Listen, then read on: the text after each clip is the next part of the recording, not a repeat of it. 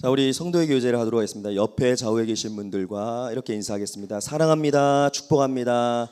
사랑합니다. 축복합니다. 사랑합니다. 축복합니다. 네, 잘 오셨습니다. 오늘 믿음과 교회라는 제목으로 같이 함께 말씀을 나누려고 하는데, 사실 민수기 13장 이 말씀은요, 새벽에 우리가 매일 성경으로 큐티하는 본문이에요. 그래서 제가 이 받은 은혜를 좀 깊이 좀 묵상하고 여러분들과 나누고자 합니다.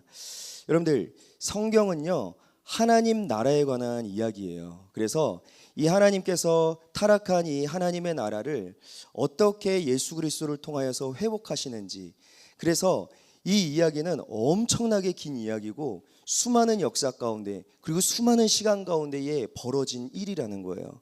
그래서 이러한 큰 거대 담론, 이야기 흐름 속에서 우리가 성경을 읽을 때에 좀 그 맥락에서 읽는 게 굉장히 중요합니다. 그래야지만 성경의 본문에 나타난 진의를 분명하게 알 수가 있어요. 그래서 오늘은 이러한 흐름으로, 이런 구속사적인 흐름으로, 이러한 하나님의 나라의 관점으로 제가 오늘 민수기 13장의 말씀을 한번 최선을 다해서 한번 설명을 해보도록 하겠습니다. 여러분들 그러니 집중해서 같이 함께 들어주시길 주님의 이름으로 부탁드립니다. 하나님은 하나님 자신께서 원하시고 바라시는 꿈이 있었어요. 근데 그게 뭐였냐 했더니 하나님의 나라입니다. 그러면 하나님의 나라는 뭐냐 할 때에 하나님이 왕이 되시고 하나님이 주권을 잡으셔서 통치하시는 나라가 하나님의 나라예요. 그러면은 이 통치할 때에 통치를 받는 백성이 있겠죠. 그러면 이 하나님 나라의 백성들은 하나님의 통치를 받을 때에, 그리고 순종할 때에 복을 받고 하늘로부터 주어지는 그 복을 누리고, 그리고 이 인간의 순종을 통하여서 하나님이 영광을 받으시는 이 놀라운 구조 속에서 이루어지는 나라가 바로 하나님의 나라입니다. 그런데 처음 사람 아담은 이 순종을 실패하게 돼요. 불순종하게 됩니다. 그래서 이 아담으로부터 시작된 이 죄는요, 이 세상에 아주 강력하고 빠르게 전염이 되었고 온 세상은 이 죄로 얼룩져 버렸습니다. 그런데 이 어두운 세상 가운데에 하나님께서 그 중에 한 사람을 택하셔서 부르시고 말씀을 하십니다. 그게 누구냐? 바로 아브라함이었어요. 그래서 아브라함에게 하나님께서 창세기 12장 1절 2절에서 이렇게 말씀을 하십니다. 너는 너의 고향과 친척과 아버지의 집을 떠나 내가 내게 보여줄 땅으로 가라. 내가 너로 큰 민족을 이루고 내게 복을 주어 내 이름이 창대하게 하리니 너는 복이 될지라. 여러분들, 이 말씀이요, 그 유명한 아브라함의 언약입니다. 여러분들, 그런데 이 말씀은 굉장히 놀라운 게 하나님께서는 이 아브라함을 통하여서 뭔가 하시고자 하신다라는 거예요. 그게 뭔가 했더니 바로 하나님의 나라, 잃어버렸던 아담의 죄로 상실되었던 하나님의 나라를 이 아브라함을 통해서 다시 회복하신다라는 하나님의 엄청난 약속이었던 거예요. 그러면은 여러분들, 이 아브라함에게 했던 이 약속 세 가지를 한번 봅시다. 여러분들, 나라를 구성할 때에 세 가지 요소가 있죠. 그것은 국민, 영토, 주권입니다. 그런데 이 아브라함에게 이 세 가지를 약속을 하신 거예요. 내가 너에게 땅을 주겠다. 내가 너로 큰 민족을 이루겠다. 세 번째, 내가 너에게 복을 주겠다. 여러분들, 성경에서 말하는 복은 우리 세상적인 그 복의 개념과는 다르죠. 성경에서 말하는 복은 우리 하나님이 주권 잡으시고 통치하실 때, 그리고 그 백성이 순종할 때에 부어주는 그 복을 의미해요. 그러니까 이 아브라함에게 내가 너희의 백성들을 통해서 왕이 되고 다스리겠다라고 약속을 하신 거예요. 그리고 나서 하나님은 이 약속을 아주 신실하게 그 이스라엘의 역사 가운데에 하나 둘씩 성취해 가십니다. 그래서 창세기에서 출애굽기로 넘어가는 그 과정 속에서 아브라함 그 한 명을 통해서 엄청나게 많은 약 200만 명이나 되는 그 민족을 형성하게 돼요. 그리고 때가 되어서 하나님께서는 이 민족을 모세를 통하여서 건져 주십니다. 그래서 어마어마한 기적과 표적과 능력으로 그들을 구출하여서 출애굽을 시키시고 시내산에 도착했을 때에 하나님께서는 또다시 아브라함에게 했던 그 약속을 갱신하시면서 그들에게 말씀하시기를 너희들은 내 거룩한 백성이 될 거야. 여러분들, 이 말씀은요, 하나님이 내가 너희들의 하나님이 될 거야. 내가 너희들의 하나님이 되어져서 너희들을 지키고 너희들을 보호하고 너희들에게 복을 줄 거야 라고 하는 하나님의 약속이었던 거예요. 그리고 나서 그 다음 장에 무엇을 주시죠? 율법을 주십니다. 이 율법을 주셔서 하나님께서 율법을 통하여 이스라엘 백성들을 다스리시겠다, 통치하시겠다라고 하시는 거예요. 그러고 나서 이 하나님께서는 그렇게 약속을 하시고 언약을 맺으시고요, 이제는 이 민수기로 넘어와서 이제는 딱 한 가지 약속이 남은 거예요. 두 가지의 약속은 성취가 됐어요. 나라를 이루는 백성을 주시겠다, 그리고 복을 주셔서 내가 통치하겠다라는 약속이 성취돼. 이제 마지막 남은 하나, 그게 뭐죠? 땅에 관한 약속이에요.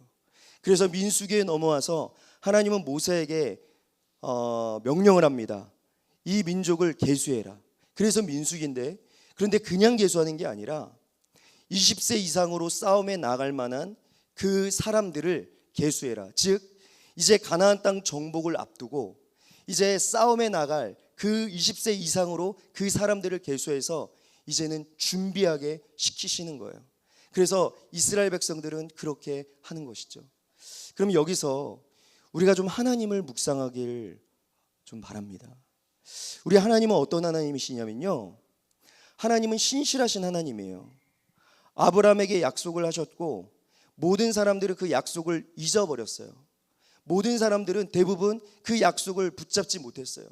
그런데 하나님은 그 약속을 기억하사 수백 년, 수십 년의 역사 가운데에 하나 둘씩 다 성취해 가시고요, 또 하나, 하나님께서 약속하시면은 반드시 그 약속은 성취가 됩니다. 하나님이 말씀하시면은 되는 거예요. 창세기 1장 기억하십니까? 빛이 있으라 하시니 빛이 생겨났고, 무언가 하나님이 말씀하시니 무언가 생겨나기 시작합니다. 이것은 하나님의 전능성을 말하는 거고요, 우리는 할 수 없지만 하나님이 선택하시고 선포하시고 말씀하시면 무엇인가 반드시 된다라는 것을 말을 하는 거예요.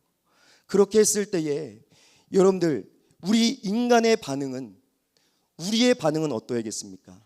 그것은 믿음과 순종밖에 없는 거예요. 하나님의 약속을 굳게 믿고 하나님의 그 약속을 기반으로 하여서 우리는 순종만 하면 되는 것이죠. 이스라엘 백성들이 그랬어요.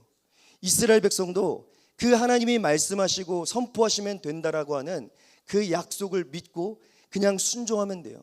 이스라엘 백성들의 능력, 그 가나안 땅 정복을 앞두고 그들의 전투력, 이런 것들은 다 필요 없는 거예요. 그냥 믿고 순종만 하면 됩니다. 그런데 이스라엘 백성들은 이 부분에 있어서 실패를 하게 돼요. 그래서 오늘 민수기 13장에 보면은 하나님께서 이스라엘 백성들 그 12지파의 우두머리 지도자를 뽑아서 12명을 그 가나안 땅을 정탐하러 보내십니다. 사실 이 과정도 필요가 없었어요.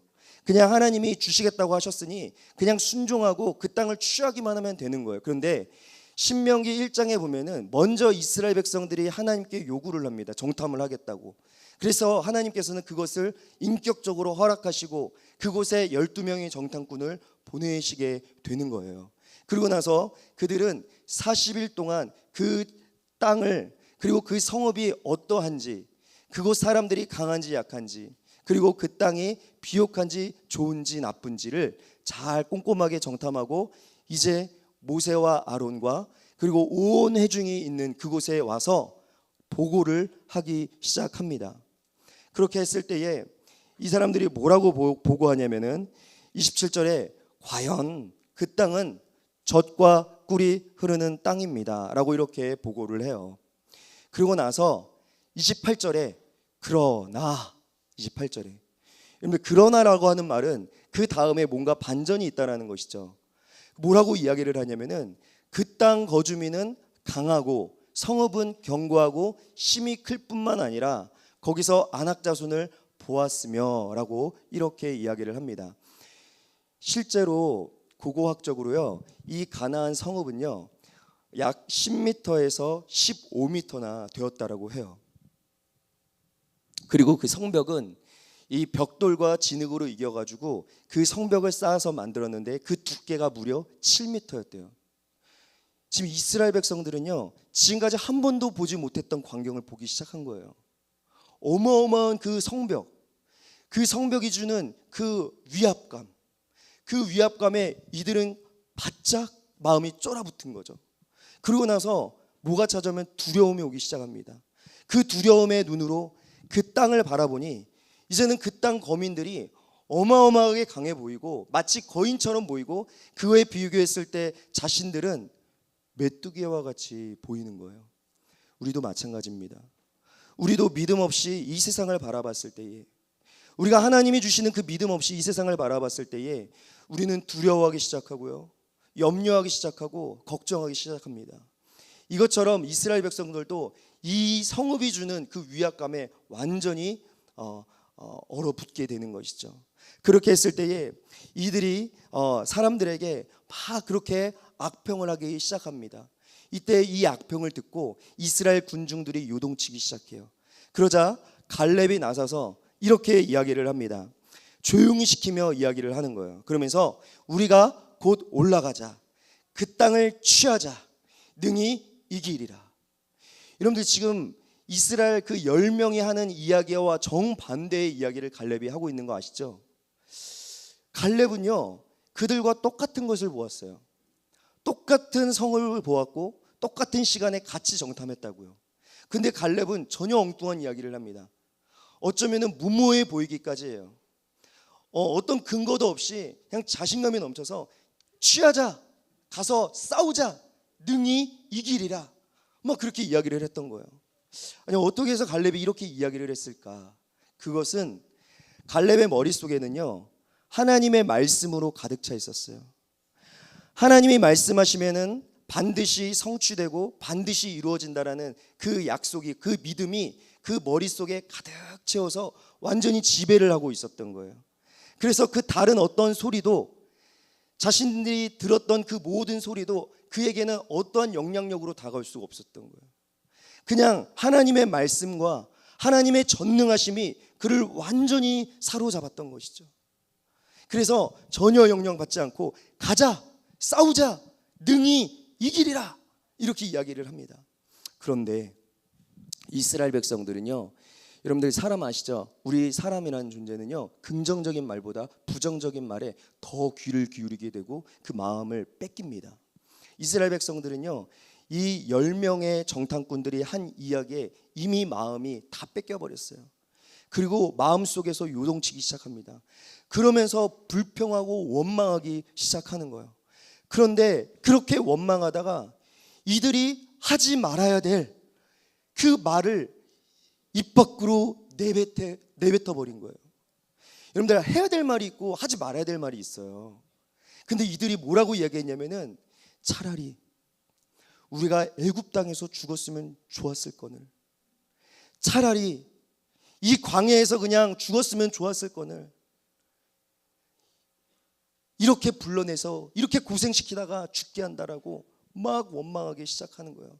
여러분들, 이 말은 어떤 말이냐면요, 하나님께서 아담으로 시작하여서 상실된 그 하나님의 나라를 하나님께서는 다시 회복하시려고 수백 년의 시간을 걸쳐서, 그리고 이스라엘 역사 속에서 하나님께서는 구원의 역사를 펼쳐 가시는데, 그래서 이스라엘 백성들을 구원하셨는데 이들이 그 구원을, 그 하나님의 언약을, 그 하나님의 말씀을 완전히 거부하고 대적한 거예요. 아니, 누가 구원해달라고 했어요? 그냥 내버려뒀으면, 그냥 애굽에서 그냥 죽었으면 차라리 좋았을 거잖아요.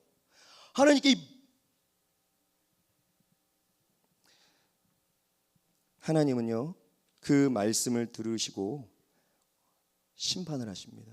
이때 굉장히 두려운 말씀을 하세요. 뭐라고 말씀하시냐면은 여호와의 말씀에 내 삶을 두고 맹세한대요. 이 얼마나 무섭습니까? 내 삶을 두고 맹세하노니 너희 말이 내 귀에 들린 대로 내가 너희에게 행할 것이다.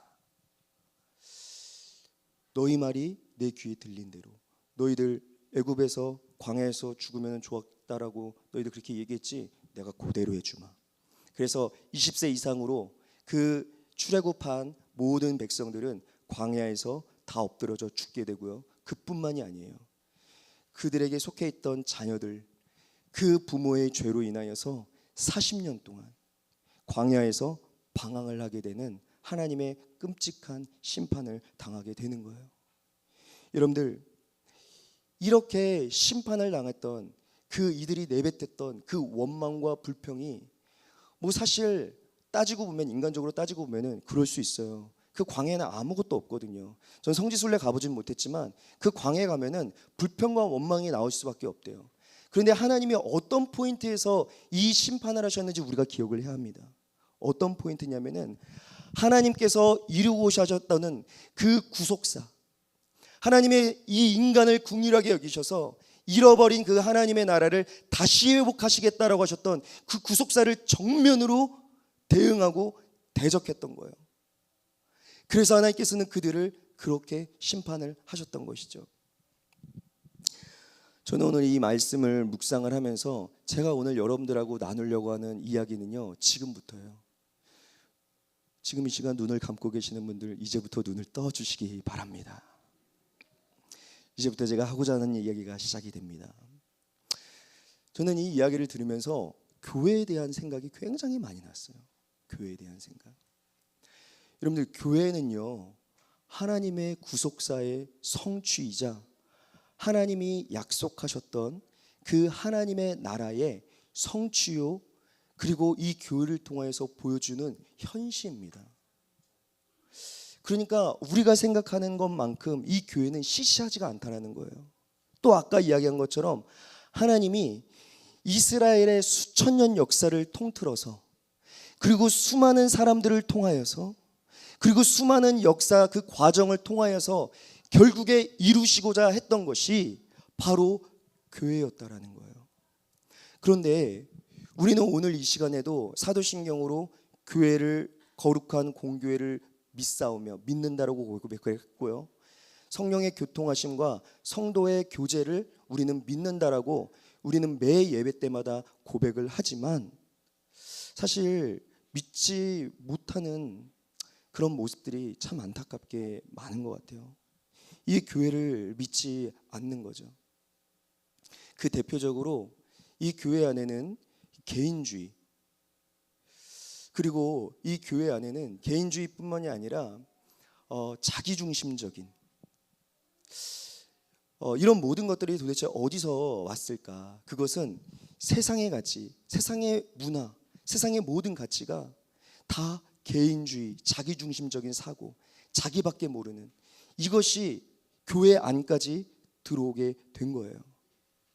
그런데 사탄은 그렇게 이 교회 안에 들어와서 우리를 지고 흔들어서 우리를 그렇게 흔들어 놓는데 잘 모르는 거예요. 근데 우리는 이 갈렙이 나가자, 싸우자, 능히 이기리라 라고 했던 이 믿음의 시선으로 이 교회를 바라봐야 하고요, 이 교회를 믿어야 돼요. 그러면 구체적으로 어떻게, 무엇을 믿어야 할까? 그것은 우리는 전부 죄로 죽을 수밖에 없었던 다 죄인들이었어요. 세상에 방황하고 그냥 쓸모없이 죽을 수밖에 없었던 그런 죄인들을 우리 주 예수님께서 우리를 긍휼히 여겨주시고 주셔서 건져주셔서 우리를 교회로 불러주신 거예요. 그리고 우리가 예수 그리스도를, 아멘, 그 십자가 앞에서 그 나의 죄를 처절하게 깨닫고 그 죄를 자백하고 예수 그리스도의 그 보혈의 은혜 때문에 우리가 거듭나는 순간, 그때 성령님이 역사하시는데, 그 성령님이 어떤 역사를 일으키느냐? 그 성령님이 우리를 그리스도와 연합하게 만드십니다. 그러면은 이때에 예수 그리스도는 우리의 머리가 되시고 우리는 그분의 몸이 되는 거예요. 그런데 더 놀라운 게 뭔지 아세요? 나만 구원받은 줄 알았어. 나만 예수님께 붙어있는 줄 알았는데 아니, 옆에 보고 뒤에 보니까 이렇게 많은 사람이 다 붙어있네. 이렇게나 많은 사람이 우리 예수 그리스도의 머리 안에 그 몸으로서, 한 몸으로서 붙어있네. 여러분들, 그러니까 교회는요, 여러 각 개별적으로 존재했던 우리가 이 예수 그리스도의 은혜를 받아 한 몸으로 존재하는 것이 교회라는 거예요. 그러니 우리는요, 굉장히 서로 긴밀합니다. 그러니 우리는 서로 굉장히 친밀하고요, 서로가 서로에게 영향을 주는 존재예요. 그래서 에베소서에서 2장에서 아주 유명한 말씀을 합니다. 뭐라고 얘기하냐면은 우리는 그리스도로 말미암아 한 새 사람이 되었다라고 이야기를 해요. 원유맨, 예수 그리스도를 머리로 하여서 하나의 새로운 존재가 이 땅 가운데에 드러나게 되었다. 이것은요, 완전히 새로운 존재예요. 완전히 새로운 방식으로 살아가는 존재. 그러니 우리의 사고도, 우리의 삶의 모든 패턴들도 이제는 여기에 맞춰서 바뀌어야 되는 거예요. 어떻게? 공동체적으로, 한 몸으로서 우리는 그렇게 살아가야 되는 것이죠. 그래서 이 중에 앉아 계신 여러분들 가운데요, 자신을 싫어하는 사람은 단 한 명도 없습니다. 맞죠? 여러분들, 때가 되면은 배가 고프면 여러분들 자신에게 맛있는 밥을 주고, 또 간식도 먹여주고, 또 피곤하다고 하면은 쉬어주고, 또 때가 되면은 좋은 곳에 가가지고 여행도 시켜주고, 여러분들 다 그렇게 하잖아요. 여러분들, 이것처럼 이 교회는 이제 더 이상 개별적으로 존재하는 것이 아니라 한 몸으로 존재하고 한 몸이기 때문에 여러분들, 이렇게 사랑할 수 있는 공동체가 없는 거예요. 완전히 친밀하게, 너무너무 깊이, 피상적인 거 말고요, 깊이. 그래서 초대교회는요, 서로 모이기를 힘쓰고 같이 함께 식사를 했으며, 그리고 서로 물건을 통용했대요. 그게 어떻게 가능했냐? 일상을 같이 했기 때문에 그래요. 일상을 함께 했기 때문에 그래요. 그러니까 필요가 보이는 거예요. 누군가 이것이 필요하겠구나, 누군가 이것이 지금 필요하겠구나, 이것이 부족하구나. 그러니까 서로가 서로를 필요를 채우니까 물건을 통용하게 되고 함께 살아가게 되고 그렇게 살아가게 되는 거예요. 더 놀라운 사실은 뭔지 아십니까? 예수 그리스도로 거듭난 새로운 생명인 우리는요, 이전까지만 해도 여러분들, 이기심, 자기밖에 모르고요, 내 중심적으로 살았던 사람들이 다 우리였어요. 내 가족, 내 새끼, 나밖에 모르고, 어떻게 하면 돈을 더 불리지? 어떻게 하면 내가 행복하게 살아갈 수 있을까? 어떻게 하면 나를 기쁘게 할 수 있을까? 그렇게 살아갔던 자들이 우리라고요. 그런데 이 예수 그리스도의 사랑을 알고 그 진리의 빛으로 우리의 마음이 조명을 받아서 하나님의 사랑이 얼마나 큰지를 깨닫게 되는 거예요. 여러분들, 이거 경험해 보신 분들, 만약에 못했다면은 주님의 이름으로 축원합니다. 모두가 다 교회가 되시길 바랍니다. 거듭나시길 바랍니다. 거듭나지 않으면 교회가 될 수가 없어요. 이 사랑을 받은 자들, 이 사람들은요, 이제 완전히 새로운 존재가 돼서 남을 위해 살아가는 존재가 돼요. 이 사랑은 나에게 근거한 사랑이 아니에요. 하늘로부터 주어지는 그 사랑이 나에게 부음받게 되어서, 내가 그전까지 몰랐는데 내가 하나님의 그 진리의 빛에 내 마음을 쪼여 내가 얼마나 큰 죄인인지를 깨닫게 되고, 그거에 비례해서 하나님의 사랑이 얼마나 큰지를 알게 돼서 그 하나님의 사랑이 나를 지디겨 버리는 거예요. 그리고 나서 그 사랑으로 완전히 거듭나 이제는 자기중심적인 삶에서, 사랑에서 바뀌어 이웃사랑으로 바뀌게 되는 거예요. 이웃사랑. 여러분들, 이웃사랑은요, 옆집 아저씨를 사랑하라는 말이 아니에요. 이웃사랑은 지금 옆에 앉아 계신 우리 지체들을 사랑하라고 이야기를 하는 거예요. 옆에 계신 지체들을 피상적으로 말고 진심으로 사랑하라고 이야기를 하는 거예요. 이렇게 탄생된 공동체가 바로 교회인 거예요. 이 교회를 볼 때 정말 우리가 교회로서, 정말 교회가 교회 될 때에 세상 사람들은 이 교회를 보고 깜짝 놀래합니다. 아니, 이 세상에 우리가 꿈꿔왔던 유토피아, 우리가 그토록 꿈꿔왔던 그 공동체가 현실로 있다고?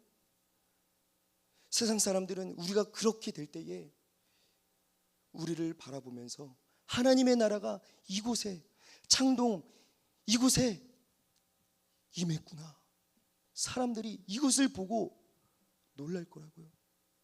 교회가 교회 될 때. 현실의 교회는요, 약합니다. 현실의 교회는 세상에서 힘이 없어 보여요. 이미 너무 많이 망가진 것 같아요. 그런데 여러분들, 우리는 믿음이라는 게 무엇인지 우리가 한번 생각을 해봐야 돼요. 여러분들, 믿음이라는 것은요, 눈에 보여지는 그 현실에 압도되는 게 아니에요. 이스라엘 백성들이 그 가나안의 그 엄청난 그 성읍을 보고 완전히 압도되어서 우리 이제 죽었구나, 이제 끝났다, 하나님의 약속을 생각하지도 못하고 완전히 얼어붙어서 두려움에 끝났다, 끝났어.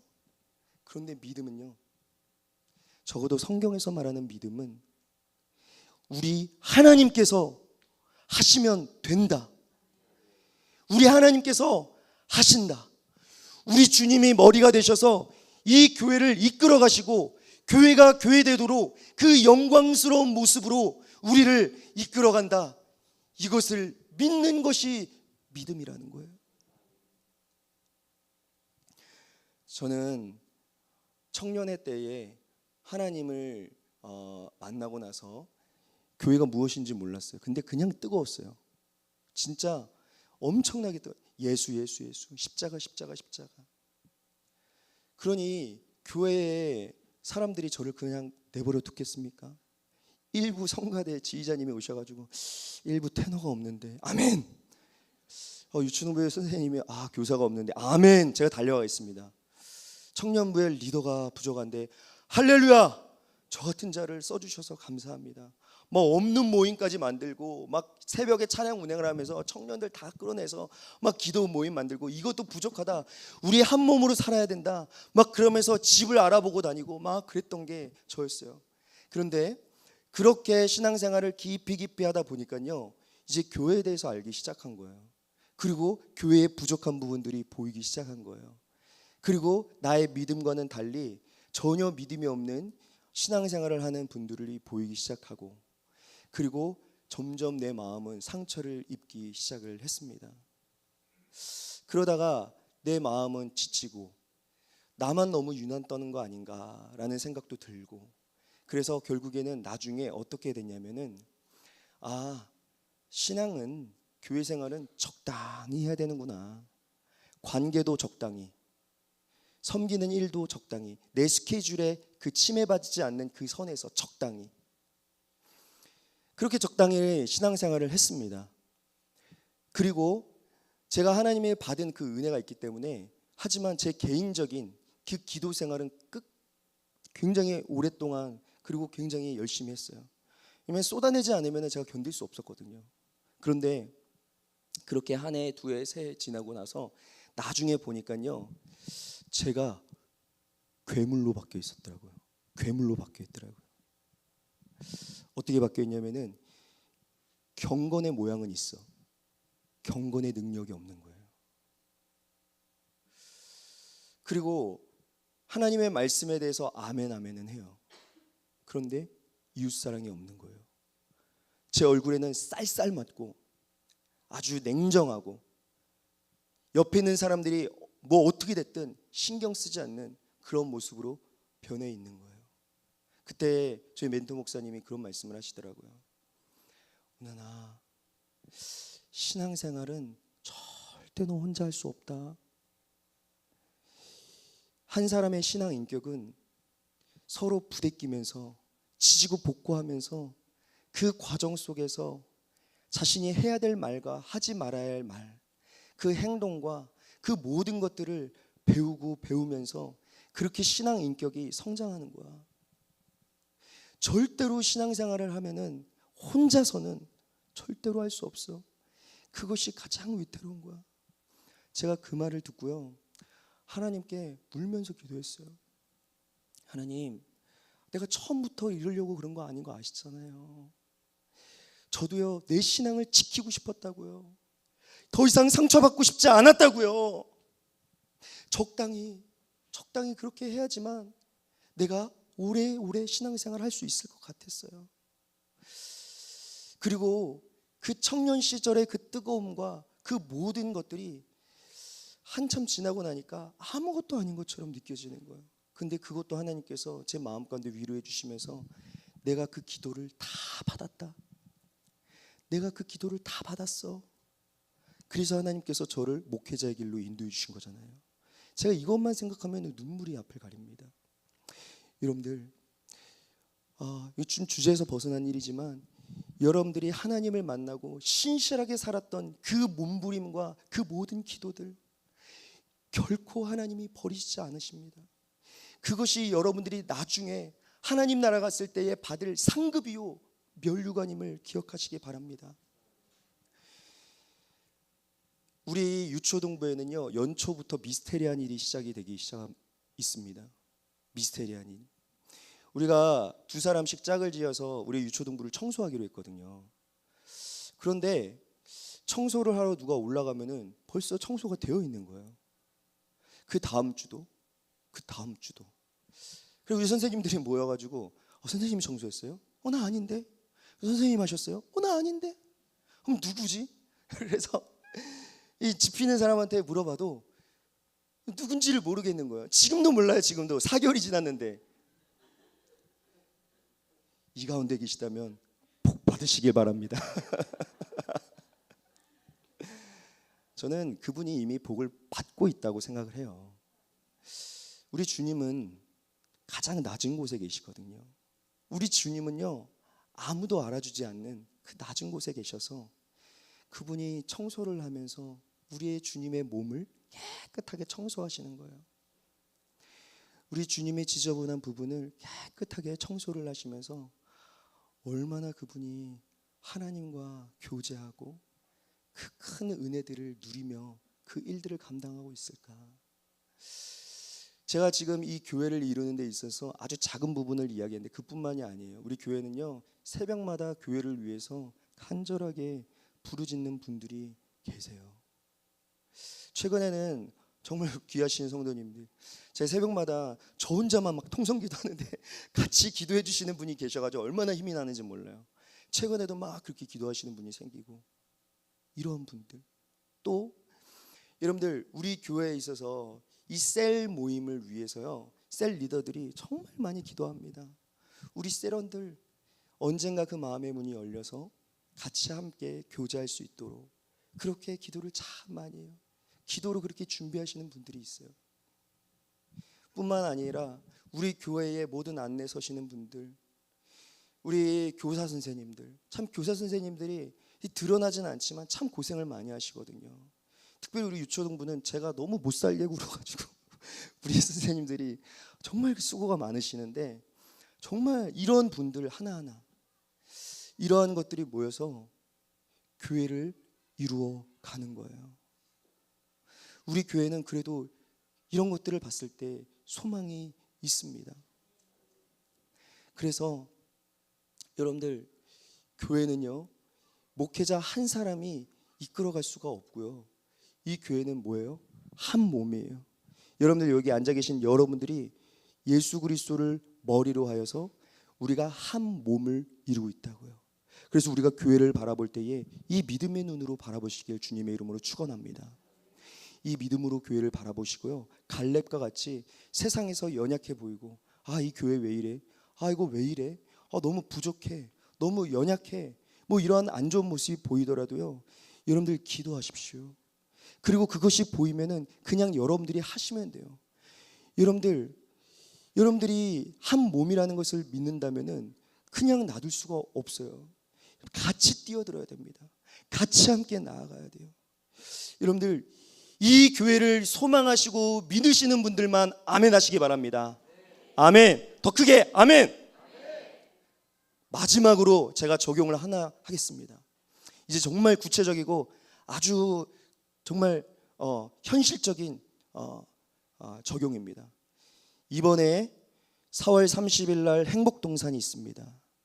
이번에 초대된 약 40명의 게스트들이 있는데, 여러분들 오늘 이 말씀이요 누군가에게 울림이 되고 이게 그냥 들려지지 않고 하나님의 음성이라 그것을 믿음으로 받아들이신다면 여러분들 이제는 개인적인 신앙생활에서 벗어나서 이제 교회의 한 몸이 되어서 같이 함께 참여하시기